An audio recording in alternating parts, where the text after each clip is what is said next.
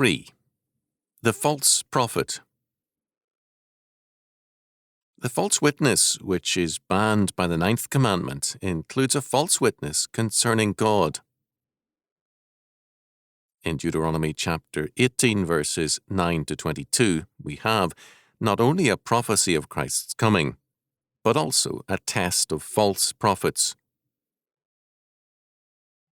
The law begins by banning certain forms of idolatry, which are unlawful means of communication with the unseen world.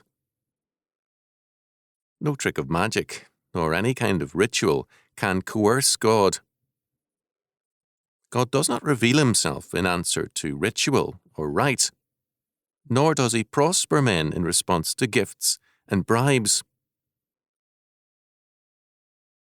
Instead of turning to these abominations, which only brought judgment on the Canaanites, Deuteronomy chapter 18, verses 12 and 14, "Thou shalt be perfect," or upright, "with the Lord thy God."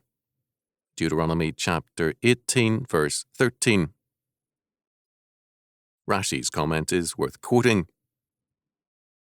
"Thou shalt walk with him in sincerity, and wait for him, and thou shalt not pry into the future, but whatsoever cometh upon thee, take it with simplicity, and then thou shalt be with him, and be his portion."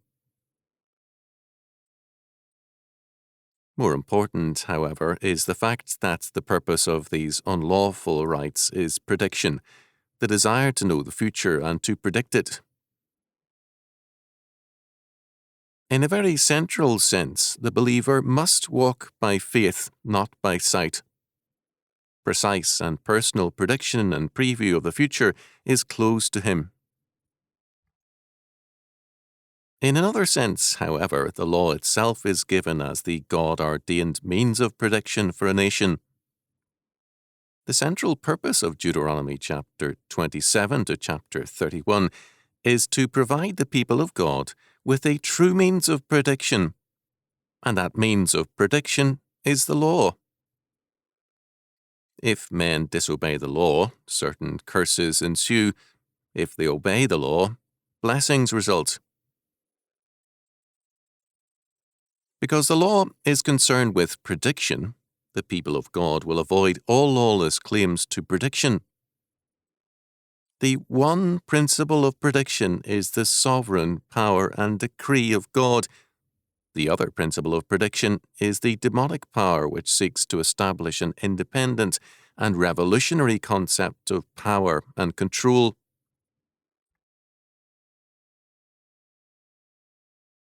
The law was given through Moses, but the means whereby the law was given was terrifying to Israel and brought them close to the presence of judgment. God will, therefore, raise up another prophet, another Moses or lawgiver, and will put my words in his mouth, and he shall speak unto them all that I shall command him. Deuteronomy chapter 18, verse 18. The great prophet is thus given in terms of the original law and as the lawgiver. The key to the relationship of the prophet to Moses is the law. False prophets shall arise representing another god or power, and therefore another law. Their falsity will be revealed by their false predictions. Because the principle of true prediction is the law word of God, all the prophets, culminating in Jesus Christ, spoke, inspired of God, in terms of that law.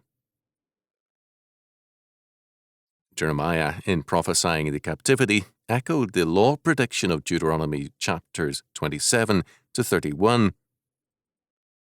Because he also spoke by God's inspiration, he could also declare that the captivity would last 70 years. Jeremiah chapter 25, verse 11. The key to the matter is the law. Where there is no law, there is no true prophecy, neither a true speaking for God nor true prediction. Whenever and wherever Christians have become neglectful of the law, they have been easily and readily misled by charlatans. A classic example of this was Peregrinus Proteus, a Cynic philosopher who died in AD 165, but who has had his defenders among some modern philosophers, as well as among those of his era, like Aulus Gellius. The career of Peregrinus saw him in many areas. In Rome, from whence he was banned for an insult to Emperor Antonius Pius; in Athens, as a teacher; in Syria, where he was imprisoned, and so on. In his youth, he wandered into Armenia, with unhappy results, according to Lucian. The creation and masterpiece of nature, this Polyclitan canon, as soon as he came of age, was taken in adultery in Armenia and got a sound thrashing, but finally jumped down from the roof and made his escape, with a radish stopping his vent.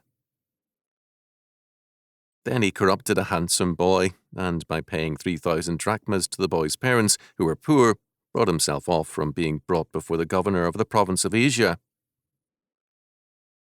All this and the like of it I propose to pass over, for he was still unshapen clay, and our, quote, holy image, end quote, had not yet been consummated for us. What he did to his father, however, is very well worth hearing, but you all know it. You have heard how he strangled the aged man, unable to tolerate his living beyond 60 years. Then, when the affair had been noised abroad, he condemned himself to exile and roamed about, going to one country after another. Peregrinus headed for Palestine and quickly associated himself with various antinomian Christians and became their prophet, cult leader, head of the synagogue, and everything all by himself. He became to these people their new lord. They revered him as a god, made use of him as a lawgiver, and set him down as a protector, next after that other, to be sure, whom they still worship, the man who was crucified in Palestine, because he introduced this new cult into the world. He came to be called the new Socrates. Peregrinus also picked up Hindu ideas and generally made himself into a kind of universal prophet. Imprisoned in Syria, he was liberally helped by these pseudo-Christians, and the Roman governor of the province freed Peregrinus as an unjustly persecuted philosopher. Peregrinus now had a professional garb. He wore his hair long, dressed in a dirty mantle, had a wallet slung at his side, the staff was in his hand, and, in general, he was very histrionic in his get-up. Returning to his home, a small Greek town, he found hostility there, because of his murder of his father for the estate. Peregrinus gave the sizable estate to the town, and the murder charges were dropped. The people hailed him as the one and only philosopher, the one and only patriot, the one and only rival of Diogenes and Crates. His enemies were muzzled, and anyone who tried to mention the murder was at once pelted with stones. Later, he became objectionable to his pseudo-Christian following, and he sought new worlds to conquer by studying under a famous pagan ascetic. Thereafter, he went away a third time to Egypt to visit Agathobulus, where he took that wonderful course of training in asceticism, shaving one half of his head, daubing his face with mud, and demonstrating what they call indifference by erecting his yard amid a thronging mob of bystanders, besides giving and taking blows on the backsides with a stalk of fennel, and playing the mountebank even more audaciously in many other ways. He then went to Rome, was banished, went to Athens, and again stirred up trouble. Finally, with his reputation falling, he devised a publicity-provoking plan.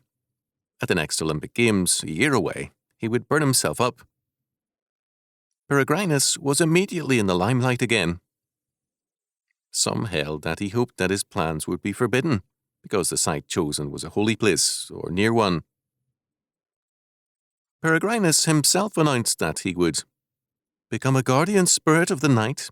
It is plain, too, that he already covets altars and expects to be imaged in gold. On the appointed day for the pre-pyre funeral service, Peregrinus came out and, in a long speech, declared, "I wish to benefit mankind by showing them the way in which one should despise death." Some cried out, "Preserve your life for the Greeks." But most shouted, "Carry out your purpose." When the games ended some days later, Peregrinus jumped into the flames. Lucian described him as a man who, to put it briefly, never fixed his gaze on the verities, but always did and said everything with a view of glory and the praise of the multitude, even to the extent of leaping into fire when he was sure not to enjoy the praise because he could not hear it. The case of Peregrinus has been cited in some detail, precisely because it is now, in average circles, non-controversial and therefore illustrates readily the problem of antinomian religious leaders. They are, like Peregrinus, first of all, lawless, antinomian men. There may be degrees of difference in their morality, but their basic character is the same. Second, instead of a zeal for the law word of God, there is a zeal for self-promotion and self-glory. There are many claimants to special revelations and a fresh word of prophecy. Thus, a 1970 advertisement spoke of the continuing campaign of one evangelist whose Sunday night subject was, "Jesus walked into my room and talked with me in Jerusalem." Can anyone imagine St. Paul conducting such a campaign? However, those who fail to teach the whole Word of God are no less guilty of being false prophets. They who neglect the law have no gospel, for they have denied the righteousness of God, which is basic to the gospel. The death penalty is required for those who presume to speak a word in my name, which I have not commanded him to speak, or that shall speak in the name of other gods, even that prophet shall die. Deuteronomy chapter 18, verse 20. This law is in part responsible for the executions of heretics in the medieval and Reformation eras, and these executions are now strongly condemned. Clearly, in most cases, these executions involved other presuppositions. Moreover, the point of this law was misconstrued. The heresies were often serious, and the executions were sometimes unjustified, but the law here does not deal with heresies or matters of doctrine, important as they are, but with predictive prophecy in terms of an alien or false God and law.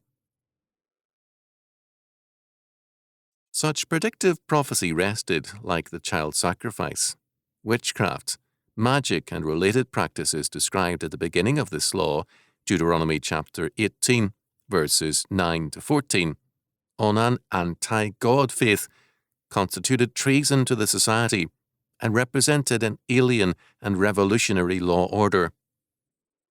Their toleration is suicidal.